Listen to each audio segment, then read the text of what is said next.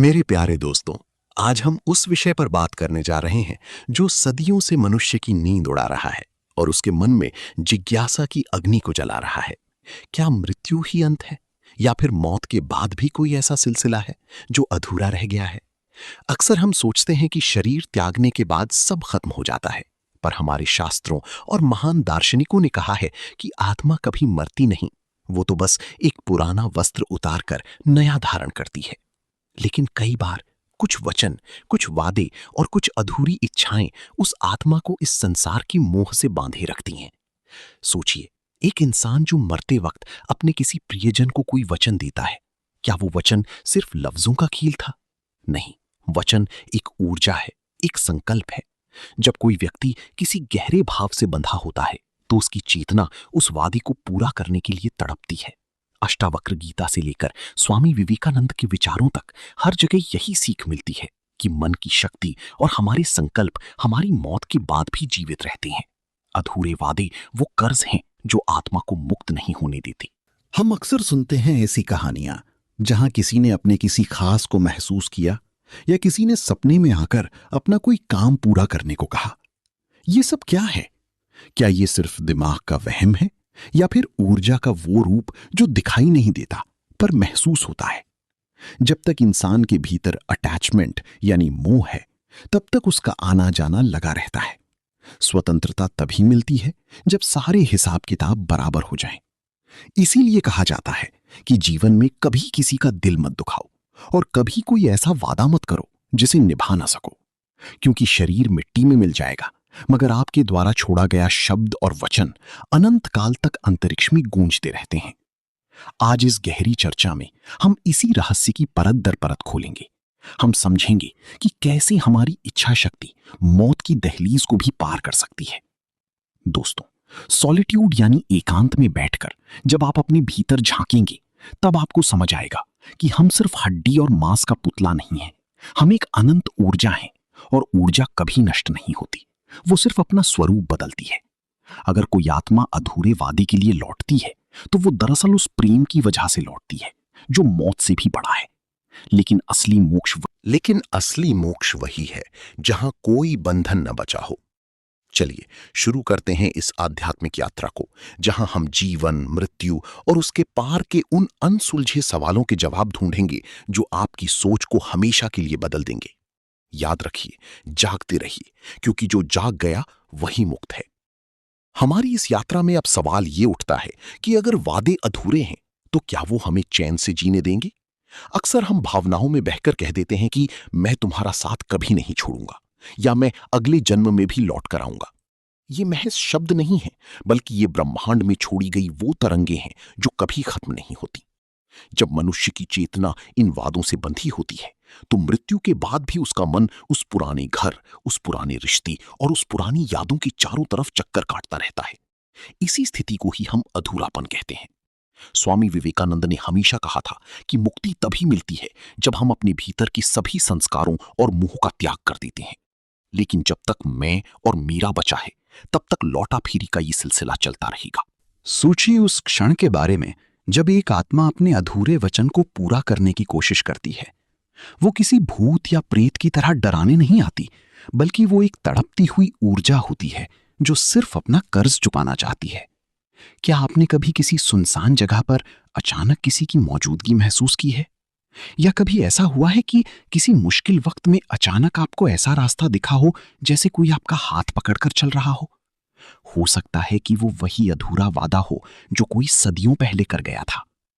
कठोपनिषद में नचिकेता ने यमराज से यही तो पूछा था कि मौत के बाद क्या होता है। यमराज ने समझाया था कि जो लोग अज्ञान में रहते हैं और मोहमाया में फंसे होते हैं, वो बार बार जन्म और मृत्यु के चक्रव्यूह में फंसते हैं। आज के दौर में हम इतने व्यस्त हैं कि हम अपने भीतर की आवाज सुनना ही भूल गए हैं। हम भूल गए हैं कि हमारे पूर्वजों ने क्यों कहा था कि किसी का कर्ज लेकर मत मरो। ये कर्ज सिर्फ पैसों का नहीं होता, ये कर्ज प्रेम का होता है, भरोसे का होता है। अधूरे वादे वो बोझ हैं जो आत्मा को हल्का नहीं होने देते। जब तक आत्मा हल्की नहीं होगी, वो उस परम शांति यानी मोक्ष को प्राप्त नहीं कर सकती। सॉलिट्यूड यानी एकांत में जब आप बैठते हैं, तब आपको समझ आता है कि आपके भीतर कितने ऐसे वादे दबे हुए हैं जो आपने खुद से किए थे पर कभी पूरे नहीं किए। अष्टावक्र गीता कहती है कि तुम मुक्त ही हो, बस अपने बंधनों को पहचानो। लेकिन बंधन वही है जो हमने खुद बनाया है। अगर कोई आत्मा लौटती है तो वो किसी दूसरे के दबाव में नहीं, बल्कि अपने ही बनाए हुए वचन के दबाव में लौटती है। ये सिलसिला तब तक चलता है जब तक ज्ञान की अग्नि उस मोह को जलाकर राख नहीं कर देती। हमें लगता है कि हम दूसरों के लिए जी रहे हैं, मगर सच तो ये है कि हम अपने ही अधूरेपन को पूरा करने के लिए भटक रहे हैं। दोस्तों, इस कहानी का हर पन्ना हमें एक ही बात सिखाता है, जागो। अपने जीवन के हर पल को इतनी शिद्दत से जियो कि मौत के वक्त कोई मलाल न रहे। किसी को ऐसा वचन मत दो जो तुम्हारे मरने के बाद तुम्हारी आत्मा के लिए बीड़ी बन जाए, क्योंकि असली ताकत वचन देने में नहीं, बल्कि हर बंधन से मुक्त होकर उस अनंत शून्य में विलीन होने में है। ये विश्व एक रंगमंच है और हम सब अपने अपने किरदार निभा रहे हैं। मगर याद रहे, पर्दा गिरने के बाद वही सुकून से सोता है जिसने अपना किरदार पूरी ईमानदारी से निभाया हो और जिसका कोई हिसाब बाकी ना हो। इस आध्यात्मिक चिंतन को अपने भीतर उतरने दीजिए।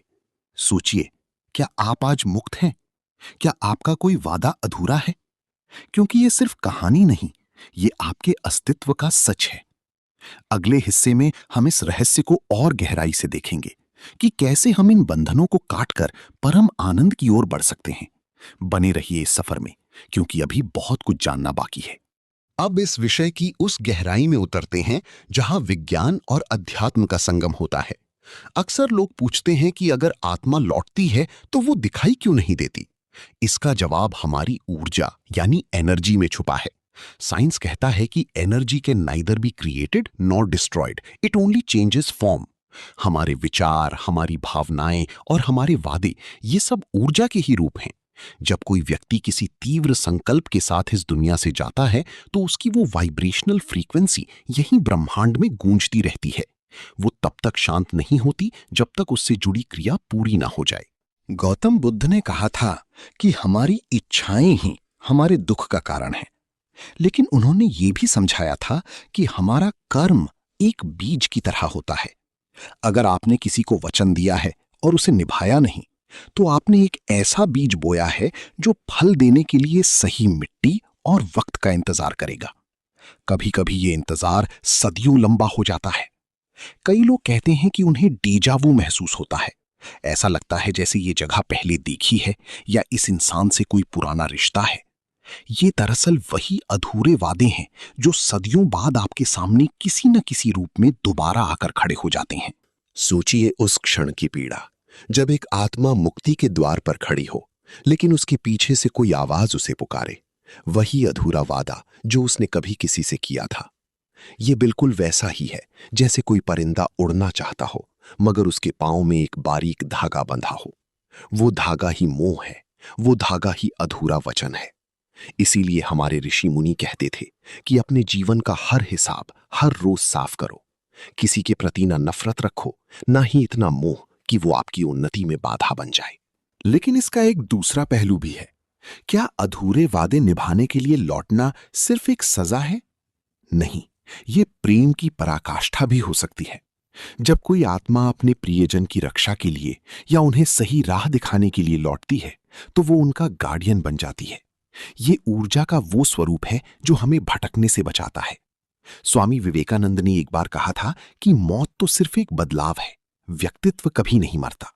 अगर आपका प्रेम सच्चा है और आपका वचन पवित्र है, तो वो ऊर्जा एक ढाल बनकर आपके अपनों के साथ हमेशा रहती है। दोस्तों, आज के इस शोर शराबे वाले जीवन में हमने साइलेंट कॉन्वर्सेशंस यानी मौन संवाद को खो दिया है। हम बाहर तो बहुत बोलते हैं, पर अपने भीतर की उस शांति से नहीं जुड़ते जहां हमें इन सवालों के जवाब मिल सकें। सॉलिट्यूड यानी एकांत का महत्व यही है कि वो हमें हमारी उन पुरानी परतों से मिलवाता है जो हमने जन्मों से ओढ़ रखी हैं। जब आप अकेले बैठेंगे तो शायद आपको अपने भीतर से वो आवाज सुनाई दे जो कह रही हो कि अब रुक जाओ, अब इन बंधनों को तोड़ने का वक्त आ गया है। याद रखिए, हर अधूरा वादा एक बंधन है और हर बंधन एक रुकावट। जीवन का मकसद सिर्फ सांसें लेना नहीं है, बल्कि अपने आप को इतना शुद्ध कर लेना है कि जब मौत आए तो हम एक खुली किताब की तरह हों, जिसके सारे पन्ने भरे हुए हों पर कोई भी पन्ना अधूरा ना हो। मोक्ष का रास्ता किसी मंदिर या मस्जिद से होकर नहीं, बल्कि आपके अपने संकल्पों की ईमानदारी से होकर गुजरता है। इस चर्चा को और आगे बढ़ाते हुए हम देखेंगे कि कैसे हम अपने आज में जीकर अपने अतीत के इन कर्जों से मुक्त हो सकते हैं, क्योंकि जो जाग गया वही मुक्त है, और जो मुक्त है वही अनंत आनंद का अधिकारी है। इस ज्ञान को सिर्फ सुनिए मत, इसे महसूस कीजिए, क्योंकि ये आपकी आत्मा की आवाज है जो सदियों से आपको जगाने की कोशिश कर रही है। स्टे कनेक्टेड, क्योंकि सच अभी और भी गहरा होने वाला है। अंत में बस इतना समझिए कि हमारा अस्तित्व शरीर के मिट्टी होने पर समाप्त नहीं होता। अधूरे वादे और अनसुलझे जज्बात वो डोरियां हैं जो आत्मा को इस संसार से बांधे रखती हैं। असली स्वतंत्रता वचन देने में नहीं, बल्कि उन्हें पूरा करके हर बंधन से मुक्त होने में है। इसलिए आज ही अपने भीतर झांकिए और हर उस अधूरेपन को खत्म कीजिए जो आपको अनंत शांति की राह में रोक रहा है, क्योंकि जब हिसाब साफ होता है तभी आत्मा परम धाम की असली उड़ान भर पाती है। जागो, क्योंकि जागृत होना ही मुक्ति है।